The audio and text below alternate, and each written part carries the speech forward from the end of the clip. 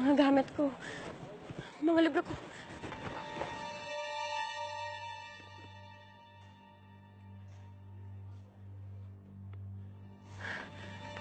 Andiyan ka na pala. Buti naman para mahakot mo na itong mga to. Mamayang madaling araw, darating na yung bagong tenant ko. At ayokong maabutan niya yung mga kalat mo. Pero usapan natin, may 1 linggo po ako, di ba? Nangako akong... Oo nga, pero ito lang ang kinabubuhay ko. Hindi na makakapag-antay ng 1 linggo ang mga kumakalam na sikmura ng mga apo ko. Maawa po kayo sa akin. Wala na akong mapupuntahan. Ganyan talaga ang buhay, Eunice. Wala kang pera, wala kang magagawa. Yung bagong uupa sa akin dito, mantakin mo. 1 year advance na ibinigay sa akin. Oh, laban ka ba doon? Huwag ka nang malungkot. Maghanap ka na lang ng malilipatan mo. O, eto. Kanino po galing? Tingnan mo na lang.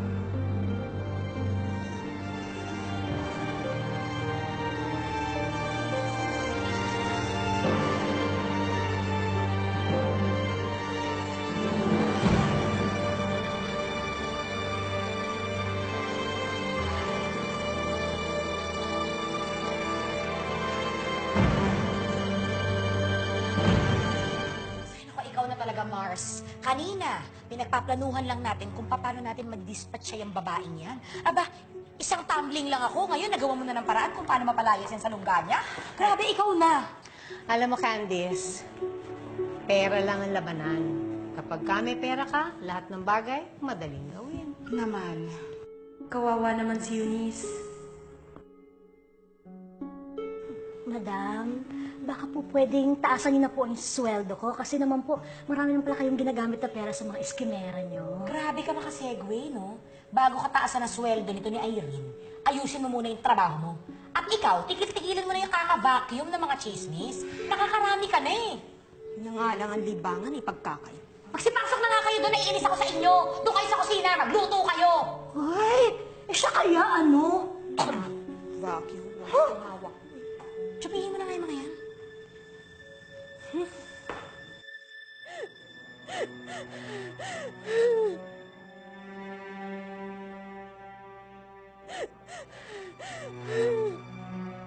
Magpayaman ka muna kung gusto mong magtagumpay sa kursada mo. Dahil pera ang kailangan para pakinggan ka ng mundong ito. Dahil kung wala kang pera, basura ka lang para sa lahat. Basura na walang karapatan. Tama sila. Pera ang nagpapaikot sa mundo. Ang lahat ng ito, bala-wala. Kung wala kang pera, wala kang karapatan.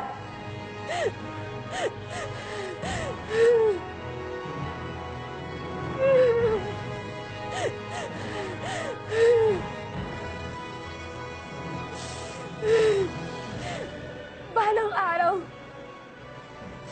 gaganti ako. Isinusumpa ako.